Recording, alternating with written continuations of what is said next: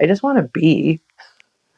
And I want my kids to have that too all the time. And I want my audiences or people who come into my art world to be able to just be, because we don't get time to do that.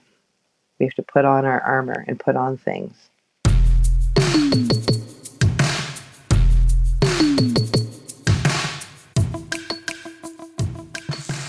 I'm Nico Snyder, and welcome to Parenting Creative.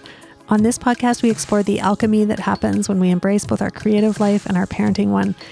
This is a community for parents and caregivers who are using art and creative practice to nourish our whole selves so we can show up fully for our kids, our communities, and everything else we're passionate about. I'm so excited for you to join me this season as I dive into deep conversation with diverse creative parents, including theater artists, spoken word poets, entrepreneurs, scholars, movement artists, and more. There is no one way to create art and no one way to parent. Learning from each other's beautiful differences is magical, and I believe it can change the world. Parenting Creative is an independent podcast, and you can support us by leaving us a review, following us on social media, and sharing the podcast with your coven of creative caregivers. I'll share more about that in the show notes.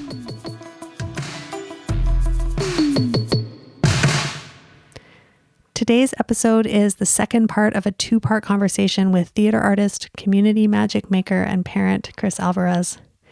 Kris is a Filipino-Canadian based on Treaty 4 territory in Regina, and she's the parent of two young adults who are 17 and 20.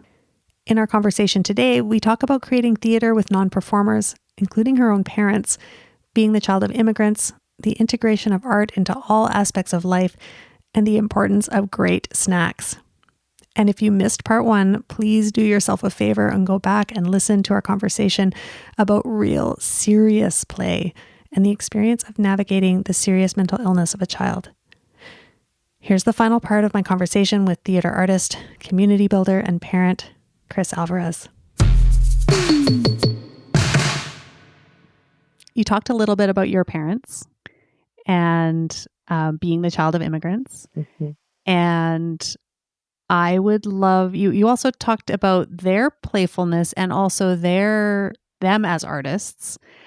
So I would love to hear about a little bit about your upbringing and sort of what was modeled to you in terms of creative life, but also, what you've said is being the child of immigrants, feeling that your parents, gave up so much for you, and that I think you said this in our last conversation, but that you always feel that this need to pay them back and, give back to them for that, what they have given you. Anyways, I would love to hear a little bit about your upbringing, what was modeled to you, and now your parents are close in your life and they're close in your art practice as well. And I would love to hear about that. I know that you have a current project that you're working on with your parents. Yeah. And would love to hear about that. Yeah. I'm bananas enough to make a show with my parents. Actually, is what it's come down to now. Well, yeah. So I've insinuated them into my art practice, basically from Burnt Sienna world, because when I first did a conversation out loud at the Artesian, the early versions of the show, I had a dinner party that the audience could watch and listen to, and I was like, if we are going to have food, I want my mom's food. Can she cook? Mm-hmm. So she catered, but she's right there, and my dad's right there, and I noticed being comfortable in a room. I'm more comfortable if I've got people that are my relations, like my parents are there, and I'm talking to them while I'm talking to the audience, and that kind of banter. I was like, oh, I want to bring that into Burnt Sienna. So my dad is my house band. He's like, if I'm Dave Letterman, he's my, whatever that guy's name is, yeah. Paul. And I wanted that. And my mom, I've invited her into shows to share a bit of when we play games on some of my shows so that we can have fun and dispel these ideas of culture. I'll bring her in to talk about being Filipino. In this new version of Burnt Sienna Boulevard, which is a variety show for young people. It's for kids, and they're kids that I work with, young people who perform or work backstage in the show. Mm-hmm. And it's kind of my love letter as well to Sesame Street, because that's what I grew up with. That's how I learned was through Sesame Street and through those really fun ditties, public service announcements during Saturday morning cartoons. So they're in that show, and my dad plays a really big part as this traveling musician, and my mom plays the part as the elder who remembers old stories of being a little kid. Cutting to now, after these years of working together slowly, I wanted to write a bit about them because they're getting older. And so the show Banana Music is what's come out.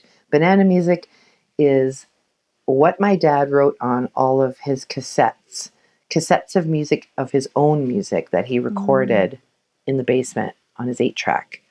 Cool. There's a leatherette case of cassettes that all say Banana Music. And he used to have that in the car. And I remember as a teenager even, like, thinking, well, why does he listen to those when he drives around? Like, his work meant he would have to travel a lot by car. So, and I thought, was he listening to his own music?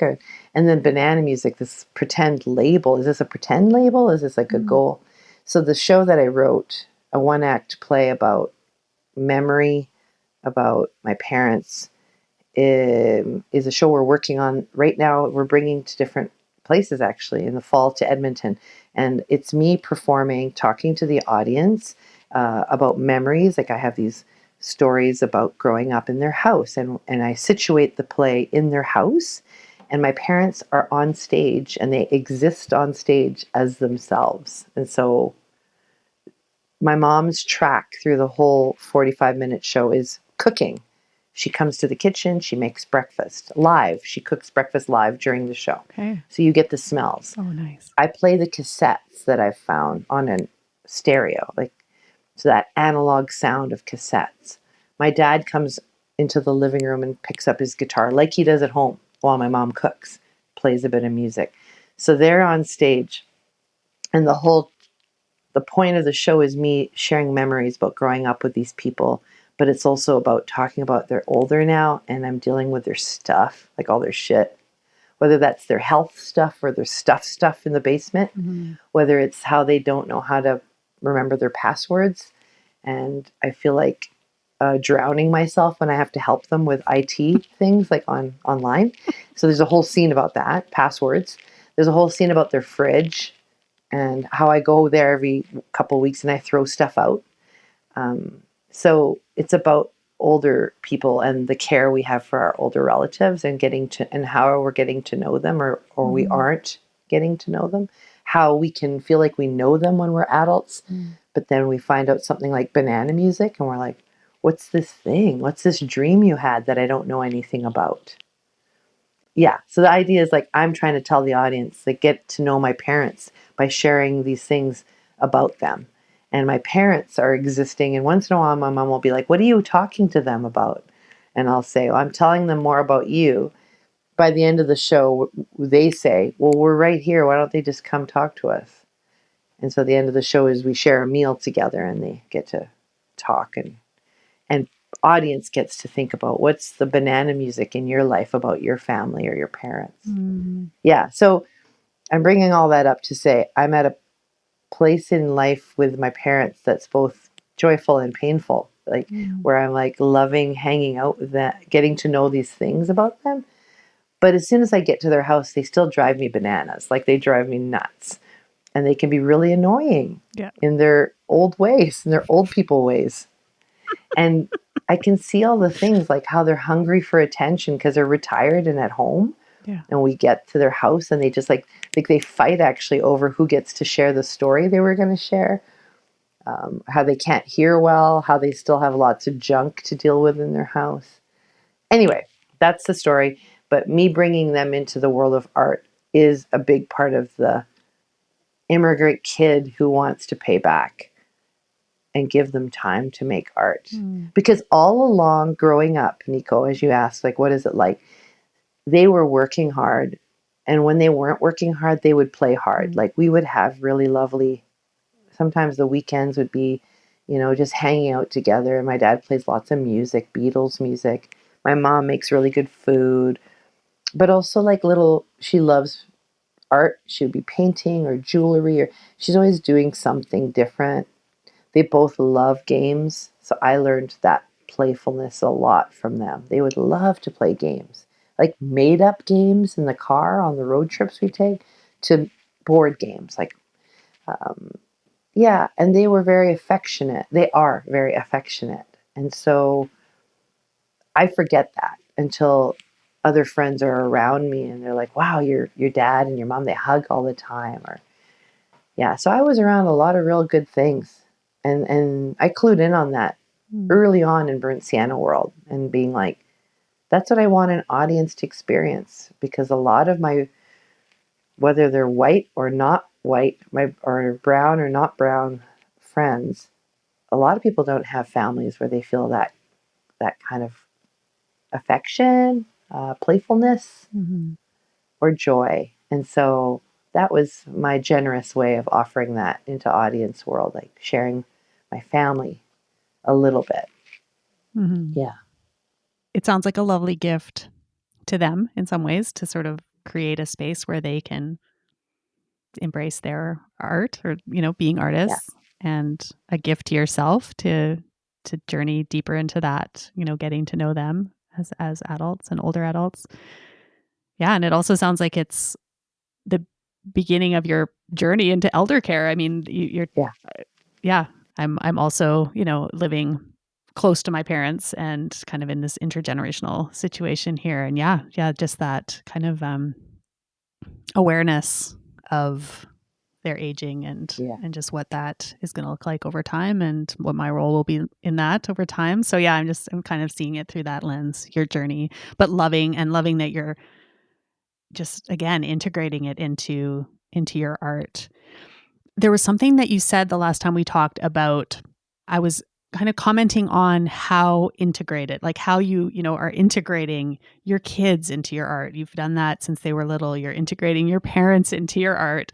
And you said something about compartmentalization, and how that's just so not how you can be, like that you are terrible at compartmentalizing. Can you share a little bit about that? I loved how you talked about that. Yeah.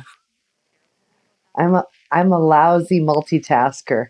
I'm a great improviser. I know I'm a good improviser. I can improvise. I can roll with it. But I'm a pretty single tasked when it comes to me learning something. And so that's why I do like to integrate or streamline stuff. Like when my kids are little, what can I do in the art world that pays me a little check, and I can have my kids involved and I can learn about them more? Same with my parents. How can I get to know them more? Well, I can bring them into my world more.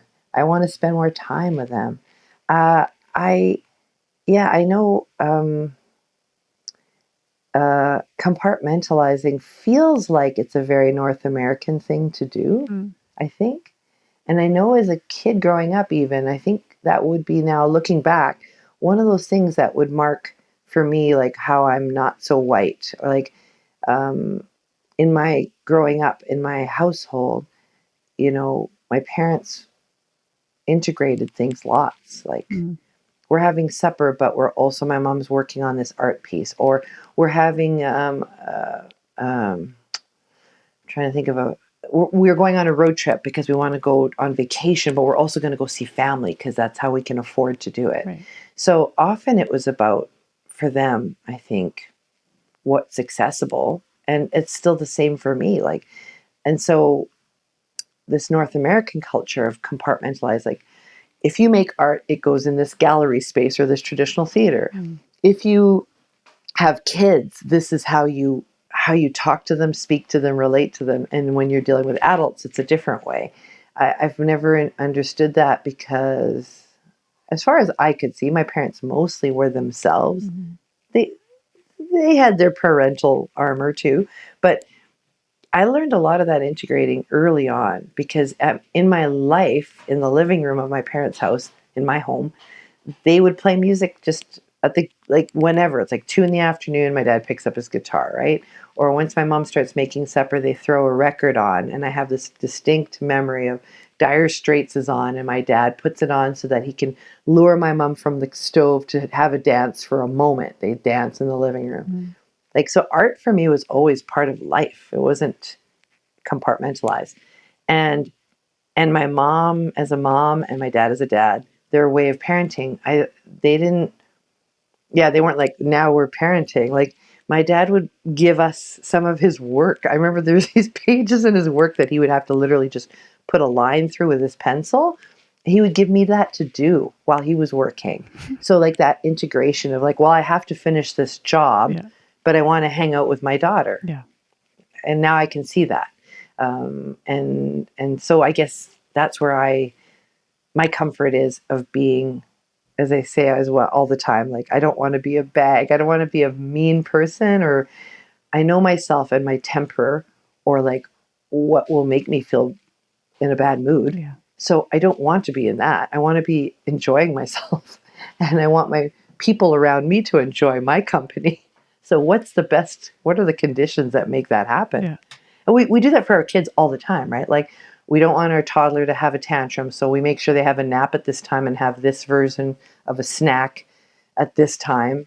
Well, that's what I do for myself. Right. And so that I can provide in a good way and be kind. And so integrating for me is also a way of pushing against, I think, the North American capitalist culture of this goes here, this goes here. Yeah. Because I'm a square peg, always being shoved into the round hole, and I never fit in places. So, no, I'm going to make it so that everything can be in everything. Everything is everything. And now I'm hearing all of these sayings on yoga websites and everywhere else that all these things can be true at the same time. Yeah, it's been like that forever. So, and the more I can accept that is good for me.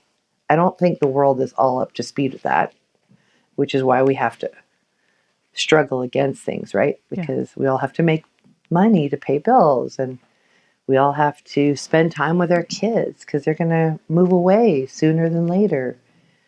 Yeah. And for me, that's one thing. Like, I guess being an immigrant kid, like, yeah, my parents wanted to hang out, but they had to go work. And so when they were home, they wanted to just like, let's watch a movie. Let's have really good snacks. Let's play and laugh, because the rest of life is always the suffering already. I maintain that most brown or othered people, whether that's a person in disability culture or it's a person who's an old woman, there's always time for suffering. For some reason, our society doesn't always make time for just real joy, like real comfort, or I mean, like, and real, I don't mean like buying shit. Yeah. Yeah. Because we all go on our vacations and then we get there and have to do a bunch of stuff too. Like, no. Let's just hang out and be. It's not very wise, I guess, just to say that, but that's how I feel. Like, I just want to be. And I want my kids to have that too all the time. And I want my audiences or people who come into my art world to be able to just be. Because we don't get time to do that. We have to put on our armor and put on things. Yeah. I want to pause for just a moment to thank you for listening. Parenting Creative is my labor of love. If what we're exploring resonates with you, I hope you'll take a few moments to support the podcast and get involved in the Parenting Creative community. The best possible ways to do that: talk us up to your friends and leave us a 5-star review with a few kind words. And if you want more Parenting Creative in your life, sign up for our free email newsletter to get sneak peeks and guest announcements, behind-the-scenes stories, and deeper reflections on each episode. You can find links to all of this in our show notes. Now back to Kris. When we talked before, and some of what you've said today is that you've had these chances to suffer in your life, and that suffering is also, is what has shaped you, what has expanded your capacity to love, all these things as well. So I mean, all of us have. It's hard to swallow that pill sometimes. Yeah. When I had thyroid cancer, someone said, "You're going to see the silver lining." They said it too soon. I was like not ready for it, and I was like, "F off! That is not what I need to hear right now." But in the end, it is true. Like, right. When someone asks, how do you get to do all the awesome things you're doing, or why are you so open and vulnerable, Kris? I tell them it's because of the suffering. And I don't mean that in the way like, oh my gosh, I've suffered so much. I mean like, because the world is suffering, and our bodies suffer in the sense of like we're older, we decay, we slowly age. Yeah.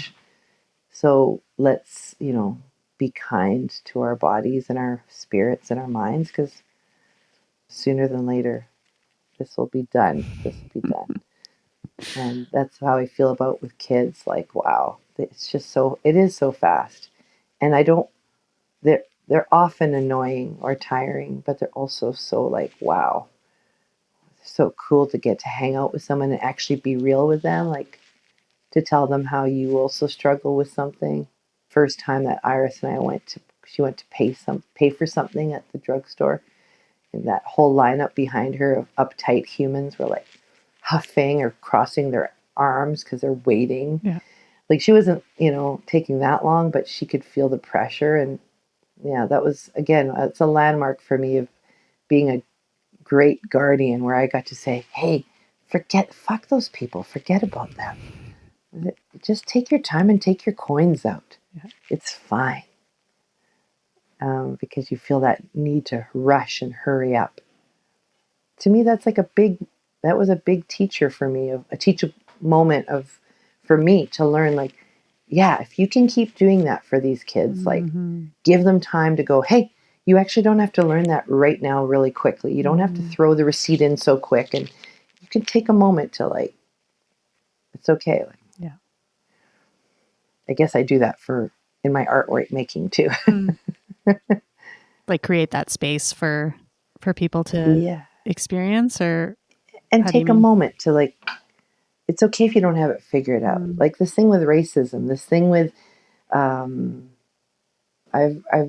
been very worried about our culture getting more and more so quick to judge, more and more so quick to call the thing. I mean, it's instant online. You either thumbs up something, or thumbs down. It's a gladiator pit online. Yeah.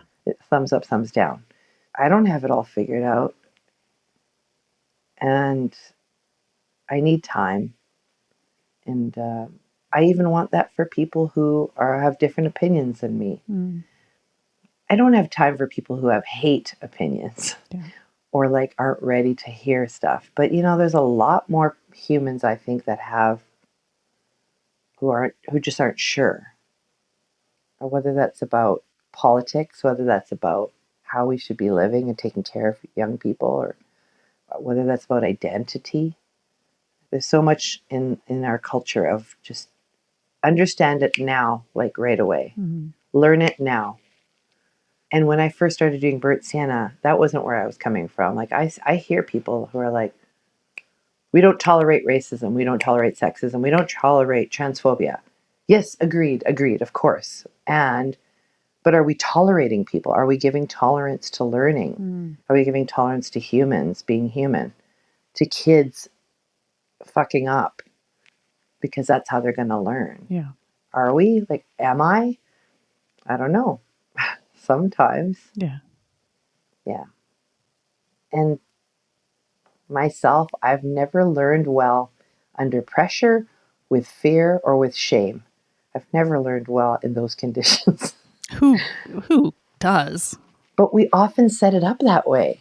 How many times as a kid have you felt shame or embarrassed because you didn't know the answer to something? Yeah. Or online, if you didn't know the right quote for the right thing as an adult? Like, we're constantly setting up that fear.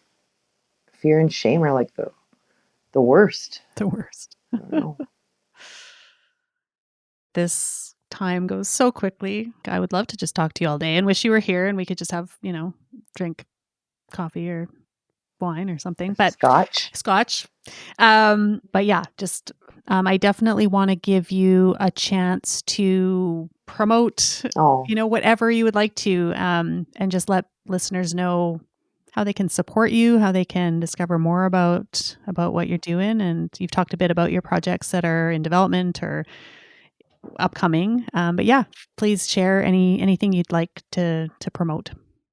People can just follow me. I don't have a separate account, speaking of integrating, of professional stuff or art stuff. My Instagram account you can follow. That's where I put everything.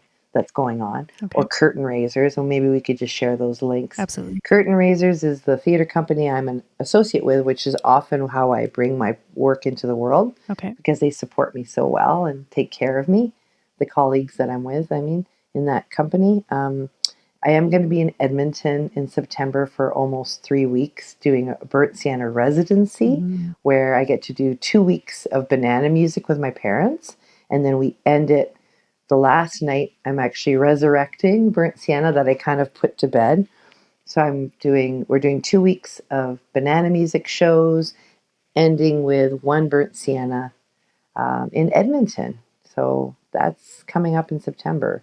Very cool. And through which what it's through a theater? Common Ground Art Society. Okay. Yeah, we brought our show to their festival last July, Found Festival in Edmonton. Okay. Had a great time, and they wanted us back. They loved the show and wanted to bring it back. An old friend, Mac Brock, runs the company, and he, I said, I can come do this 45-minute show. It's a lot of work and care outside of the show, but the show itself isn't like super tiring for me because I'm a professional, a 45-minute show. But so I pitched to him, I'm like, how can we make this more fulsome? Like, I really want to meet some other Asian brown artists, young ones. I'd love for my dad to offer a songwriter circle or like have an intergenerational moment. So the whole 3 weeks is full. There's like, I'm going to do a golden potluck while I'm there, which is another project in my practice of bringing older matriarchs to the table to talk. I'm going to do a workshop on burnt sienna, like how to make work with non-performing people, how to build community up from where it's at. I'm doing a workshop like that. Yeah, it's a really full offer, Yeah. and I'm so excited to do that. So That sounds amazing. yeah. Very cool. Mm-hmm. Oh, yeah. Before that, I'm going to Prince Albert. End of May, to bring the Burnt Sienna Blueprint workshop and to do a banana music at the Mann Art Gallery. I should mention that. Cool. And the blueprint, the Burnt Sienna blueprint, that is kind of sharing like a template sort of for that community arts engagement? Yeah, it's a hybrid performance workshop. I do about a 30-minute version of the 2-hour event of Burnt Sienna. We do a 30-minute condensed version. Okay. And then we get into the workshop part of the workshop.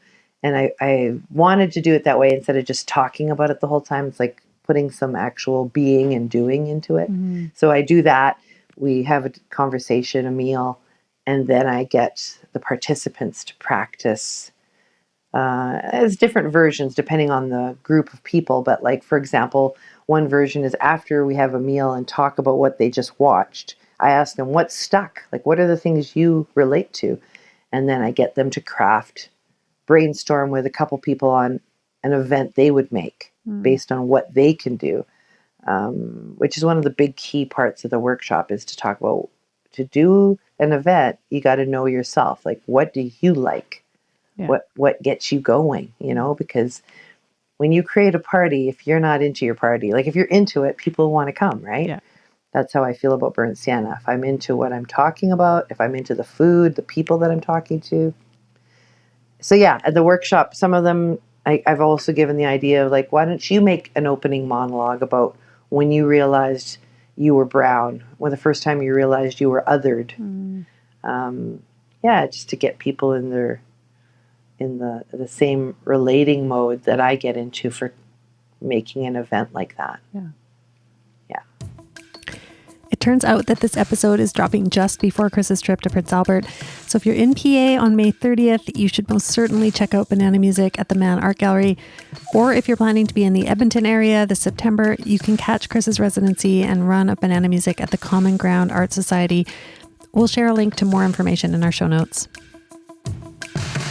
Nico, it's really cool that you asked me to do this. I hope what I've offered I really hope, as always, like with work I make on stage, I'm so curious and dying to connect with people so that they can feel like, okay, I'm not alone, or I am doing some of the same stuff Kris is doing, and it's not crazy, ludicrous.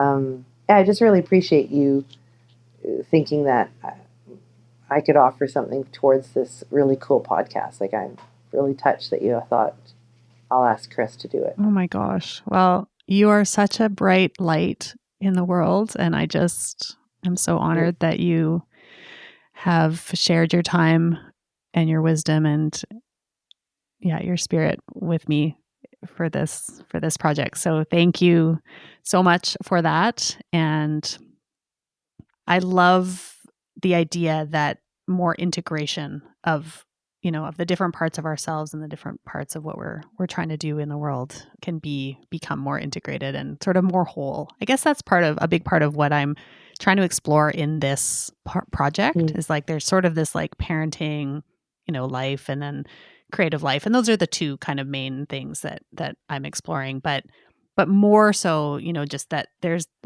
is our whole self. Like, what does it mean to be kind of a whole self, and how do we nurture that and all the different parts of that and integrate those parts and nourish those parts and share those out into the world. So that's what this is trying to get at. And I feel that how you are in your work and in the world is such a wonderful embodiment of that. So thank you again so much. Oh, my pleasure. My pleasure. Thanks for serving that need, because I think that need that you have is collectively a big one that we all need. And and the world does.